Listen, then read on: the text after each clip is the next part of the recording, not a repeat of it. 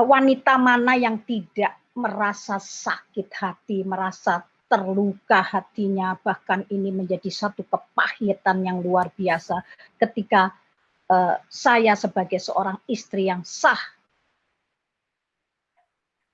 dianiaya oleh Pak Arthur secara bertubi-tubi. Selama 29 tahun Bapak dan Ibu, ada 64 wanita di dalam kehidupan Pak Arthur. Saya pikir dulu saya dengan pikiran keduniawian saya pikir uang itu adalah segala-galanya, kekayaan duniawi itu segala-galanya. Saya pikir dengan semuanya itu saya bisa membeli semuanya. Saya bisa membeli kesenangan, saya bisa membeli perempuan. Karena saya memang jatuh di dalam dosa perzinahan, perselingkuhan, pengkhianatan yang membuat istri saya ini sungguh-sungguh sangat menderita. Dan itu memang adalah target daripada iblis untuk keluarga-keluarga Kristen. Dan saudaraku, kalau mau bersaksi tentang bagaimana jahatnya saya dulu, bagaimana saya nyaris membunuh teman pewaris kasih karunia yang Tuhan berikan kepada saya. Memang sulit untuk kita bisa bertobat. Apa yang pengalaman saya untuk bertobat itu tidak seperti membalikkan tangan, saudara. Saya menganiaya istri saya selama 29 tahun. Saya meninggalkan dia. Saya on and off, pergi dari rumah, datang kembali, 2 tahun, pergi, kemudian kembali lagi, 5 tahun, kembali, pergi, dan paling lama 10 tahun saya meninggalkan istri saya. Bahkan waktu saya datang itu saya menganiaya dia sampai dia hampir mati. Karena saya injak-injak dia di dadanya sampai tulang di dadanya patah dan dia nyaris meninggal. Dan itulah strategi daripada iblis saat ini untuk menghancurkan keluarga-keluarga. Shalom, saya akan menggarisbawahi kesaksian yang disampaikan oleh Pak Arthur. Bagaimana Pak Arthur melakukan hal yang sungguh sangat mendukakan hati Tuhan selama 29 tahun. Jadi selama 29 tahun Bapak dan Ibu yang saat ini sedang mendengarkan kami, Pak Arthur pernah meninggalkan saya dan anak-anak selama 2 tahun dan kembali lagi. Kemudian pernah meninggalkan kami selama 5 tahun dan kembali lagi. Dan yang paling parah, pernah meninggalkan saya dan anak-anak selama 10 tahun dan kembali lagi. Nah, di sini saya percaya ada magnetnya Tuhan di dalam diri saya. Amin. Jadi itu yang membuatnya kita tahu ya, kalau ada sebuah magnet itu pasti barang itu akan nempel lagi. Amin. Nah, ini Bapak dan Ibu, wanita mana yang tidak merasa sakit hati, merasa terluka hatinya, bahkan ini menjadi satu kepahitan yang luar biasa ketika saya sebagai seorang istri yang sah dianiaya oleh Pak Arthur secara bertubi-tubi. Dan yang paling parahnya, Pak Arthur menganiaya saya di hadapan Tessa kecil, Genesis kecil, dan Meko kecil. Yang membuat anak-anak ini memiliki kepahitan yang luar biasa. Dan saya sebagai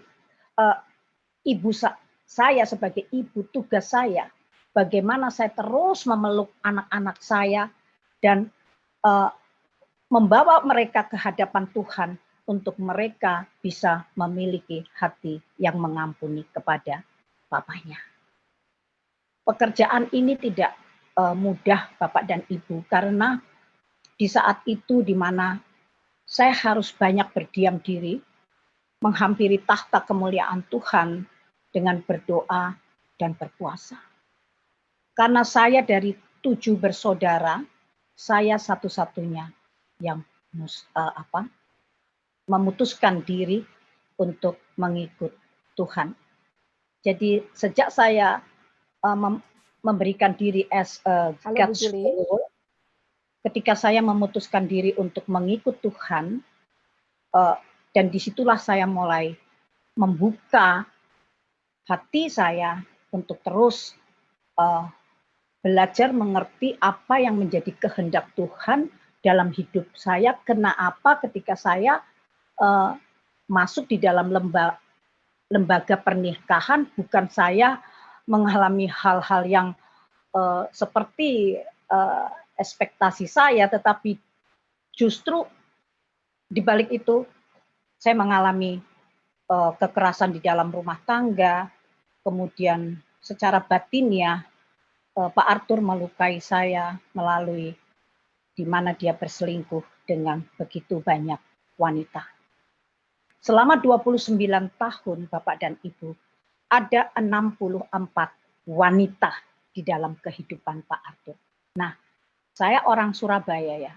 Kalau orang Surabaya ngomong tuh biasanya ngomong, "Iku sing konangan ya, Bu." Nah, maksudnya begini loh, itu yang ketahuan ya, Bu. Ya iyalah, pastinya ya ada yang pastinya lebih dari itu. Tetapi dalam momen ini bukan itu yang akan saya bahas Bapak dan Ibu, tetapi bagaimana karya Tuhan, rencana Tuhan di dalam hidup saya digenapi. Di mana ada satu hal yang saya harus mengerti, melihat seorang Pak Arthur dari perspektif Tuhan. Artinya dari kacamata Tuhan.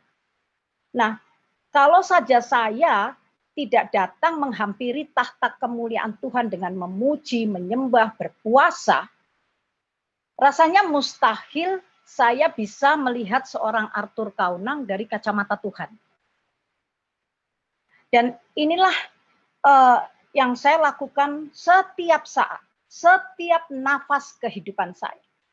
Karena saya melihat Pak Arthur ini dulu sangat jahat sekali, di mana melakukan hal-hal yang sangat parah terhadap diri saya sebagai seorang istri Arthur Kaunang yang sah.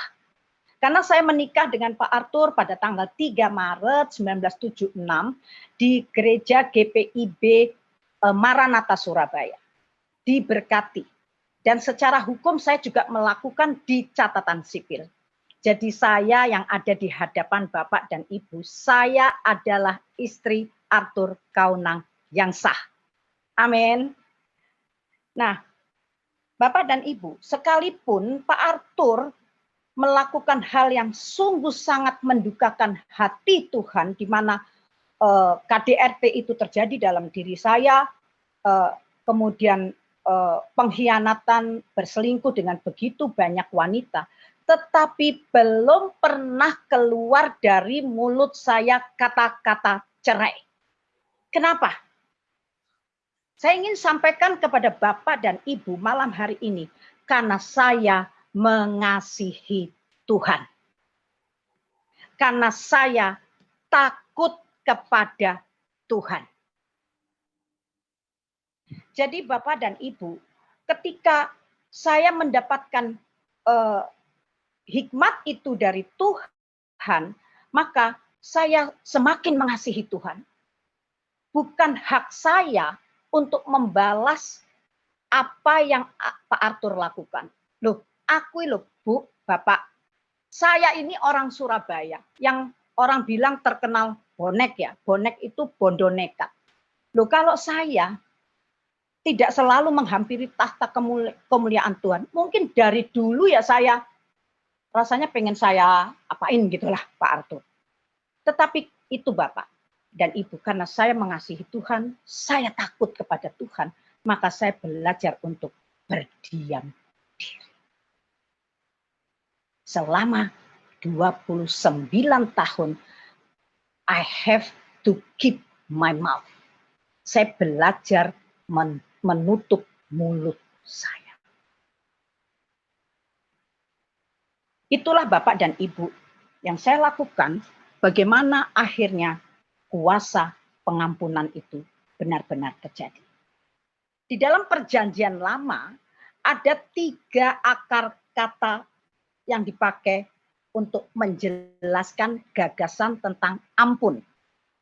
Di sana ada tertulis KPR yang artinya penebusan, seperti yang tadi disampaikan oleh Pak Arthur. Kemudian yang kedua ada tertulis kata-kata NS, ini kalau Perjanjian Lama tentunya memakai bahasa Ibrani. Artinya membawa atau menggambarkan secara bagaimana hidup atau dosa diangkat dari si pendosa. Kemudian ada kata-kata di dalam bahasa Ibrani SLKH yang artinya mengampuni. Ini adalah bagian dari doa Bapa kami yang diajarkan oleh Tuhan kita Yesus Kristus, bagaimana ini adalah sebuah perintah. Nah, kita tahu kalau perintah itu artinya mutlak. Tidak bisa diganggu-gugat. Jadi mau tidak mau kita harus melakukan karena ini adalah perintah Tuhan kita Yesus Kristus. Amin. Kemudian yang kedua, kenapa harus mengampuni? Nah, Bapak dan Ibu, kita semua adalah budak-budak dosa. Kita semua adalah orang-orang berdosa, di mana Tuhan kita Yesus Kristus sampai mau rela disalibkan hanya untuk menebus dosa-dosa kita. Jadi siapa saya Bapak dan Ibu ketika Pak Arthur bertobat secara total, menyerahkan hidupnya sepenuhnya kepada Tuhan, maka pengampunan itu terjadi di mana melalui saya, Pak Arthur diampuni oleh Tuhan.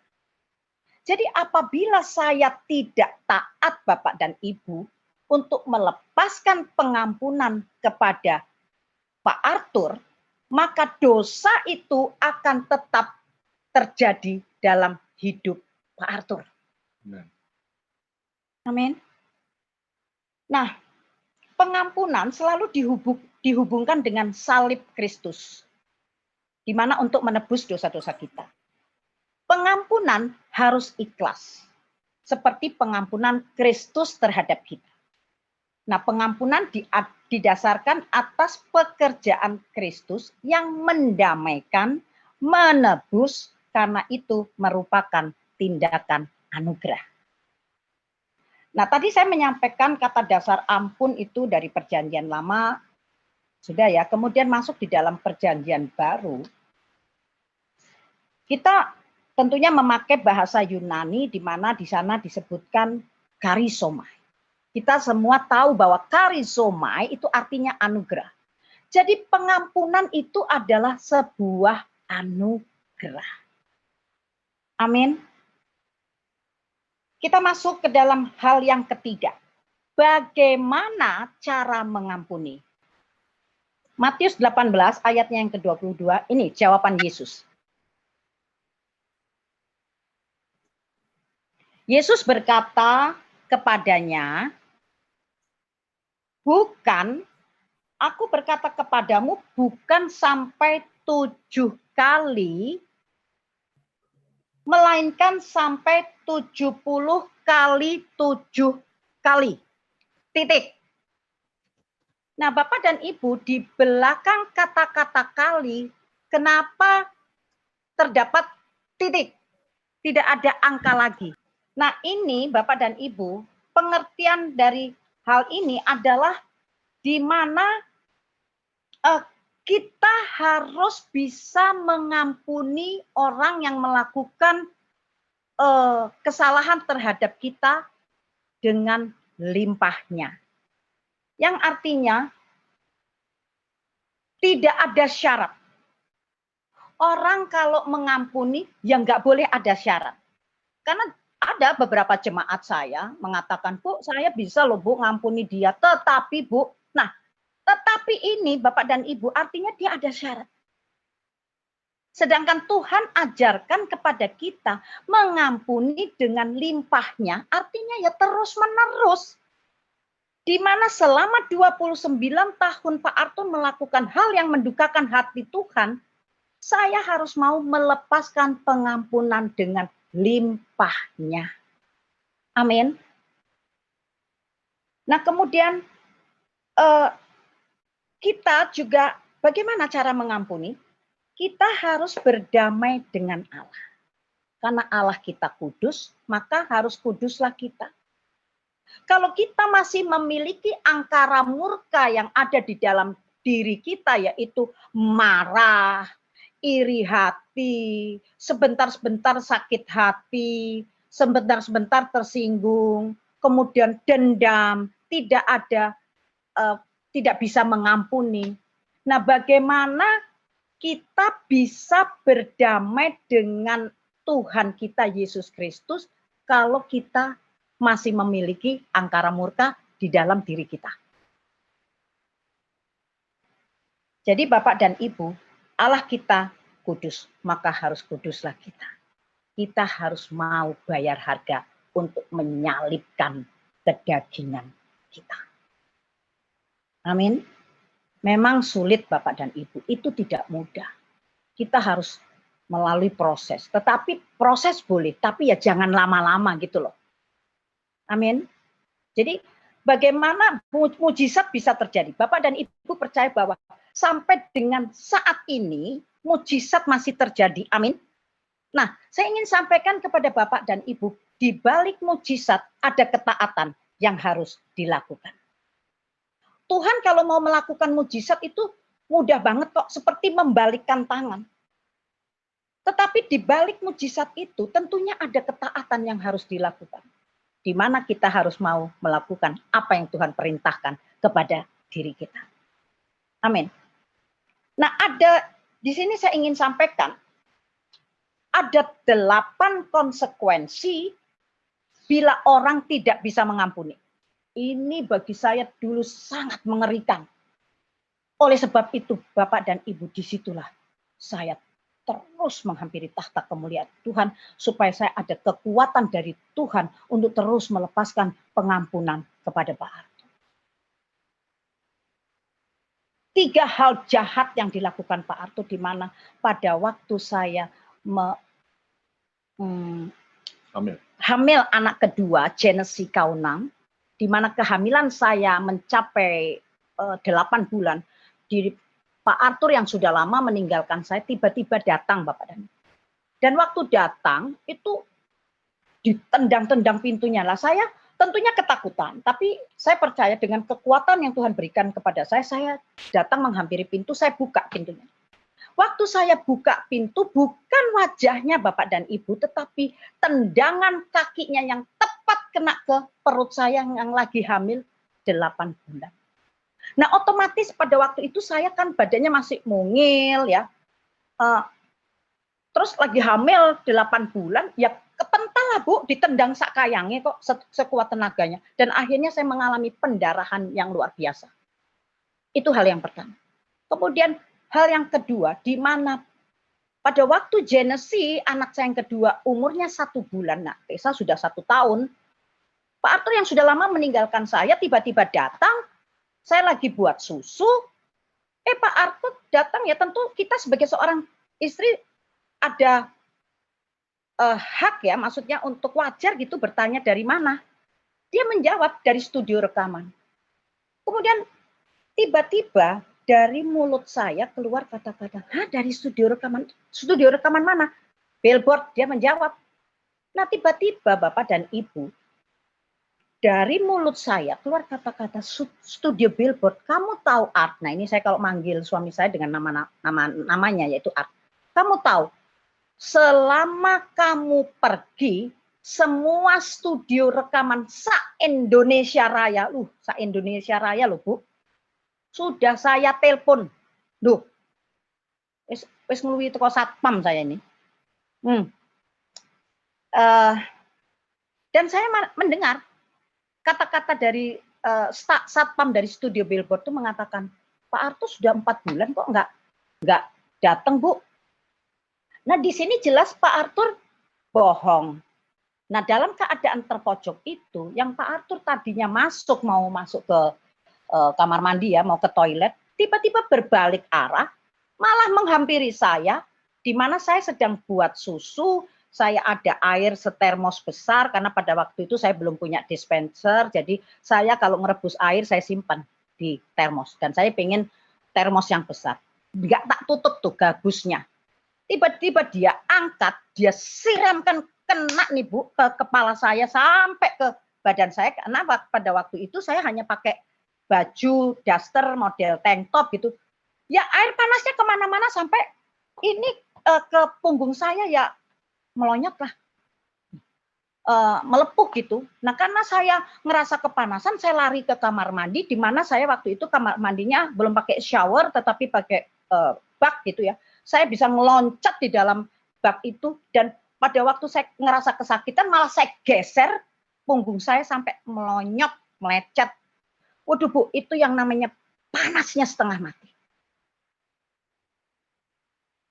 Nah, hal ketiga yang dilakukan oleh Pak Arthur, di mana dia ketahuan karena ada janji dengan wanita lain. Melalui pagernya itu terbaca oleh saya. Nah tiba-tiba pagernya itu saya banting, saya pecah. Ya lah Bu, waktu lihat bacaan itu, Om udah saya tunggu di Hotel Arya Duta. Waduh, kemeropok Bu hatiku. Apa? Kemeropok. Hancur hati. Panas Bu, hatiku waktu itu. Jadi pagernya itu saya pecah, berantakan. Di situ Pak Arthur marah, ditendang saya lari sana, diuber, dijambak, ditendang, dan pada waktu saya terlentang justru dia malah bagi saya seperti kayak terbang, itu saya diinjek krak, sampai tulang di dada saya sini patah. Dan saya dibawa oleh hamba Tuhan yang persis di hadapan rumah kami ke rumah sakit UKI Cawang, dan di sana saya mengalami koma selama hampir 2 bulan. Perbuatan yang sangat jahat. Tetapi belum pernah keluar dari mulut saya kata-kata cerai. Karena saya takut kepada Tuhan. Karena saya selalu ingat dengan janji pernikahan yang saya ucapkan di hadapan para jemaah, para kerabat saya, tetapi saksi yang utama yaitu Tuhan kita, Yesus Kristus. Di mana ketika saya dihadapkan dengan satu pertanyaan dalam keadaan senang maupun susah, apakah kamu berjanji, ya kamu menerima? Saya jawab, ya saya menerima. Dan ketika saya masuk dalam lembaga pernikahan, kemudian saya mengalami hal yang sungguh di luar perkiraan saya, maka bukan hak saya untuk membalas apa yang dilakukan oleh Pak Arthur. Saya kembalikan kepada penciptanya. Karena tidak mungkin saya bisa mengubah Pak Arthur seperti apa yang saya inginkan. Tuhan hanya berkata, demikian Bapak dan Ibu, ketika saya menyembah dalam roh dan kebenaran, saya memuji, menyembah, saya berdoa, saya berpuasa. 4 hal yang saya lakukan setiap saat. Tuhan berkata, lakukan bagianmu, maka aku Tuhan akan lakukan bagianku. Nah, bagian saya apa Bapak dan Ibu? Berdoa. Menghampiri tahta kasih karunia Tuhan.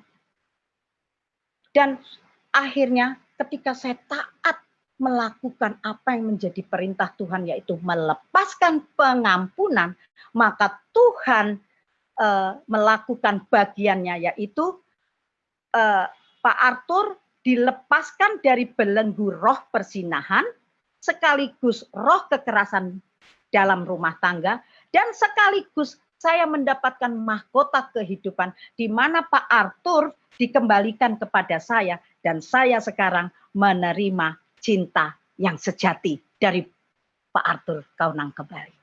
Amin.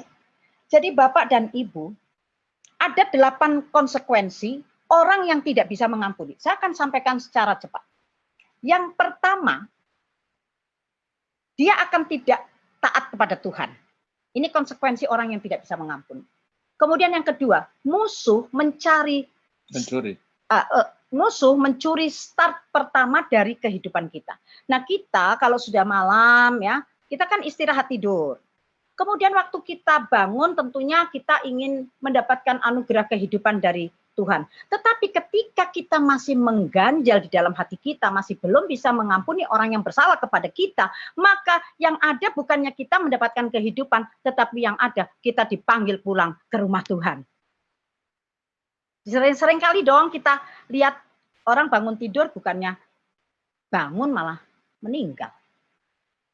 Kemudian yang ketiga, doa kita terhalang. Kan di firman Tuhan dikatakan Matius 6 ayatnya yang ke-14 dan 15 dikatakan barang siapa tidak bisa mengampuni orang yang bersalah kepadanya, maka Tuhan juga tidak bisa mengampuni. Jadi doa kita pasti terhalang lah. Kemudian yang 4, Tuhan tidak menerima persembahan kita. Sekalipun kamu pergi ke gereja tiap hari Minggu, datang ibadah di ibadah tengah minggu, mempersembahkan persembahan persepuluhan ataupun kolekte apa begitu ya. Tetapi kalau kamu tidak mempunyai hati yang bisa mengampuni kepada suamimu, kepada istrimu, kepada anak-anakmu, kepada rekan kerjamu, maka persembahan itu tidak akan diterima oleh Tuhan. Kemudian yang kelima, Tuhan akan membawa kita kepada roh-roh jahat. Apa Bu yang paling kelihatan roh-roh jahat itu? Yaitu marah. Marah itu adalah roh jahat. Jadi kita boleh marah ya, wajar sih ya, kita kan manusia dong. Kalau ada sesuatu yang nggak benar ya pasti kita marah. Tapi jangan jadi pemarah. Amin. Nah inilah yang akan akhirnya kita dibawa kepada roh-roh jahat. Kemudian yang keenam, iman kita dibatalkan. Contohnya ya, kita beriman. Ya Bapak, kiranya Engkau akan mendatangkan domba-domba itu ke gereja kami, karena domba adalah milikmu. Tetapi kalau kita masih memiliki hati yang tidak bisa mengampuni kepada suami kita atau kepada siapapun, maka iman itu akan dibatalkan. Amin. Nah yang ketujuh, kasih akan ditunda atau dibatalkan. Di mana kasih yang akan Tuhan berikan kepada kita, itu akan dibatalkan. Kemudian yang kedelapan, yang terakhir, Tuhan tidak mengampuni kita. Seperti yang kita baca di Matius 6 ayat yang ke-14. Jadi Bapak dan Ibu, bagaimana kita harus hidup, sekarang ini kita harus hidup menurut standarnya Tuhan. We keep our standard high. Kenapa? Apa yang sudah kita dapatkan selama ini yaitu pengetahuan kita akan Tuhan dan kebesarannya. Kemudian mujizat-mujizatnya, kasih karunia-Nya, kasih setianya, kasih kuasanya harus kita jaga dan merupakan gaya hidup kita sehari-hari. Amin.